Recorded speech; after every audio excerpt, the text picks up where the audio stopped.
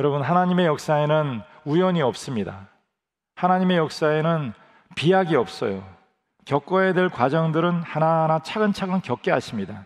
자녀를 사랑한다고 그래 학교 가지 말고 집에서 쉬어 그럴 수 없어요. 온실에서 자란 화초는 거목이 될 수가 없습니다. 거목이 되려면 반드시 비바람 눈보라를 겪어야 됩니다.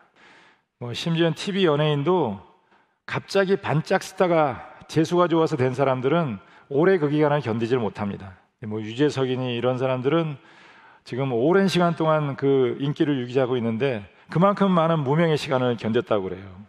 살아보니까 잘 안 돼요. 내 뜻대로 되질 않습니다.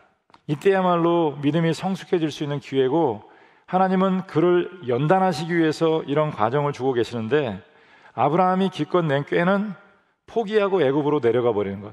여기 애굽이라고 하는 것은 항상 성경에서는 세상을 말하거든요. 신앙을 포기하고 세상으로 돌아가 버린 거예요. 여러분, 번뜩이는 영감이 있다고 그것이 하나님의 뜻은 아닙니다. 사람의 생각은 조석지변합니다. 아침 저녁으로 생각이 달라져요. 하나님의 뜻은 변함이 없으십니다. 정함이 없는 사람의 생각을 쫓아 살아가다 보면 늘 일희일비할 수밖에 없습니다. 신앙생활이라고 하는 것은 그런 정함이 없는 사람의 생각을 쫓아가는 것이 아니라 변함없으신 하나님의 뜻을 따라 살아가는 길이에요. 지금 조금 환경이 안 좋다고 낙심하고 뒤로 돌아봐 버리고 싶은 생각이 있습니까? 그 자리를 떠나서는 안 된다는 거예요. 아브라함이 애굽으로 돌아가기로 결정하면서 놓친 게 두 가지가 있습니다. 첫 번째는 하나님을 잃어버렸어요. 두 번째는 믿음을 잃어버렸습니다. 믿음을 잃어버리고 나서 찾아온 게 무엇입니까? 불안이에요, 불안. 믿음을 잃어버리면 불안한 생각이 마음을 지배합니다. 불안이 언제 최고 고조가 되냐 하면 애굽에 갈 때 불안이 최고 고조가 돼요. 애굽은 지금 아브라함이 가고 싶었던 장소예요. 그러면 평안해져야 정상 아닙니까? 이제 내가 원하던 그곳에 도착했으니까 이제 살았다, 평안해져야 되는데 그게 아니에요. 오히려 불안이 최고조가 됩니다. 아브라함의 마음에 흔들림이 있습니다. 왜 흔들림이 있습니까? 믿음이 없으니까. 왜 믿음이 없어요? 하나님을 잃어버렸기 때문에. 여기서 이제 아브라함은 그 불안 때문에 결정적인 실수를 합니다. 아내에게 당신 이렇게 들어갔다간 우리가 다 죽게 생겼으니까 이제 아내라고 하지 말고 동생이라고 하자.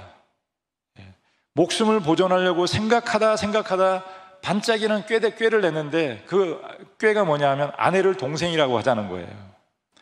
기근 피해 왔는데 기근이 문제가 아닙니다. 가족이 해체되게 생겼습니다. 아내를 뺏기게 생겼어요. 자기 힘으로 해결하려고 하다가 이제는 오도 가도 못하고 꼼짝달싹 못하는 상황이 생겼습니다. 여기서 우리가 이제 복음에 대해서, 구원에 대해서 배울 수 있는 것은 사람이 실수해도 하나님께서 개입하신다. 여러분이 비록 실수해도 하나님께서 개입하신다. 아브라함이 도저히 자기 힘으로 해결할 수 없을 그 순간에 하나님이 그의 삶에 개입을 하십니다. 그리고 그의 문제를 해결하시기 시작해요. 여호와께서 아브라함의 아내 사레의 일로 바로와 그 집에 큰 재앙을 내리신지라.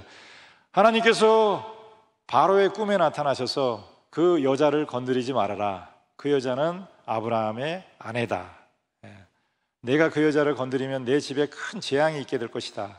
바로가 소스라치게 놀라가지고 일어나서 아브라함을 불러서 그에게 사례를 돌려줘요. 여러분이 비록 실수했다 그래도, 여러분이 비록 이혼을 했다 그래도, 가정을 잘 지키지 못했다 그래도 하나님께서 개입하셔서 여러분의 가정을 회복시켜 주시기를 바랍니다. 회복시켜 주실 줄로 믿습니다. 이게 은혜예요. 은혜는 자격이 없어요. 나는 치사합니다. 나는 비겁했습니다. 나는 지키질 못했어요. 나는 그걸 받을 만한 자격이 없는 사람이지만 하나님께서 그런 실수에도 개입하시고 구원하신 것, 이게 바로 은혜라는 거예요. 가만히 생각해 보면 저는 이런 은혜를 받을 만한 자격이 없습니다. 늘 실수하고 허물이 많습니다.